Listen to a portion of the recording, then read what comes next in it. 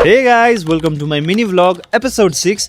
आज हामी दाजुभाइ डेट जाँदैछौँ, त्यो पनि आफ्नो आफ्नो गर्लफ्रेन्डसँग, र यो बुके पनि उसकै लागि। अब डेट त जाने भयौँ, तर लुगा चाहिँ के लाउने होला आइडिया बुम हाहा just kidding guys. T shirt हेरेर थाहा पाइसक्नु भयो होला, आज हामी हाम्रो गाण्डु दाइलाई एयरपोर्टमा वेलकम गर्न आएका छौँ। अनि हाम्रो प्यारी भाउजूलाई पनि एयरपोर्टको होटलबाट हामीले चेकआउट गरेपछि एयरपोर्ट भित्र प्रवेश गर्यौं। ए आमा हो, कति धेरै लाइन हो दादा रे दादा भन्दै अघि बढ्यौं। 2 घण्टा भइसकेको थियो वेट गरेको। त्यही माथि कतिजनाले हाम्रो टी सर्टको फोटो खिच्न खोज्दा हामीले पर्मिसन दिएनौं, जसमा हाम्रो गाण्डु दाइ भाइरल हुन्छ भनेर। सो फाइनली हाम्रो गाण्डु दाइ हामी माझ उपस्थित हुनुभयो।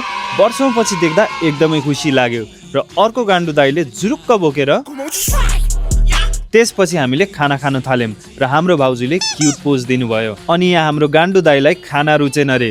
कहाँ रुच्छ त अब अस्ट्रेलियाको बासी भात खाएपछि। त्यसपछि हाम्रो सागर दाइको भाइ यानि कि सुजल भाइलाई प्र्याङ्क गरेर घर तल बोलायौं, हाम्रो प्रिन्स दाइ झ्याप भयो भनेर। तर उसले अगाडि नै प्रिडिक्ट गरेर बसेको रहेछ र यसरी हाम्रो प्र्याङ्क फेल भयो। त्यसपछि हामी आन्टीलाई सरप्राइज गर्न माथि गयौं। यस्तो आमा छोराको माया देखेर त म त इमोसनल नै भएँ।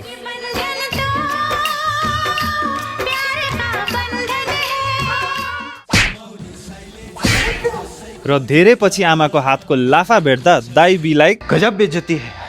एन्ड यति नै थियो आजको vlog. See you in the next episode. By.